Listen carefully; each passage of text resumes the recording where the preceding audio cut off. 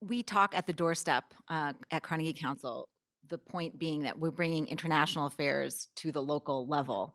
And I think that that's really resonating with me, this idea that it starts from the ground up. And any of the students in here who've taken political reporting with me know that I always talk about the importance of the individual at the local level.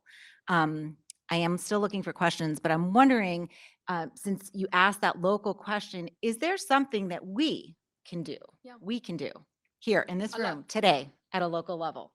a lot. I think I always say, to start with the individual, like with ourselves. And it's not an easy one. It's not an easy one at all. Self-examination. Um, it's really we all, regardless of who we are and our different identities and lived experiences, we have a lot to unlearn and learn because at the end we live in this system. In these systems, we have a lot of internalized oppression and racism and classism. It's just we all do in different ways, and it really for it to transform into your group of change and then your institutional change and then to the outside change, it has to start from within. And so I invite you all to like do all the different needed learnings and unlearnings and having access to resources to think about what is my role. I think that's one of the major things I invite people who want to pursue anything within social justice work is like, why? Who are you for this cause? What is your added value? What is your role? How can you show up in a way that's actually ethical, that's actually equitable, that's grounded in values? And I think if everyone examine their role, we don't need to be talking about system change because the change have started on an individual level. So I think starting that is important, and to make relevance to it in our current context, allyship for the refugee rights movement is not different from allyship within, racial justice movement.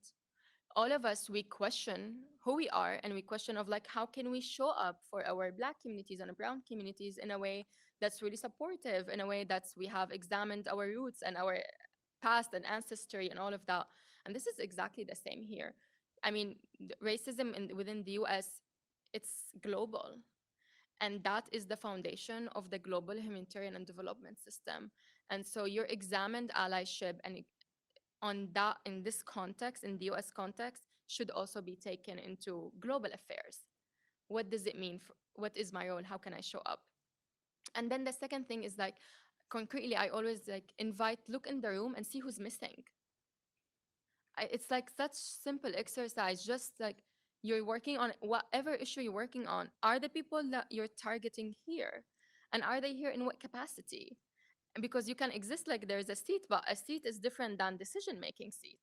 And so really questioning who's in the room and how the room is safe for them. How am I playing my role in ensuring that I'm doing what I can to create a safe room for them, and ensuring that they are in place of decision making and they have the opportunity to weigh in.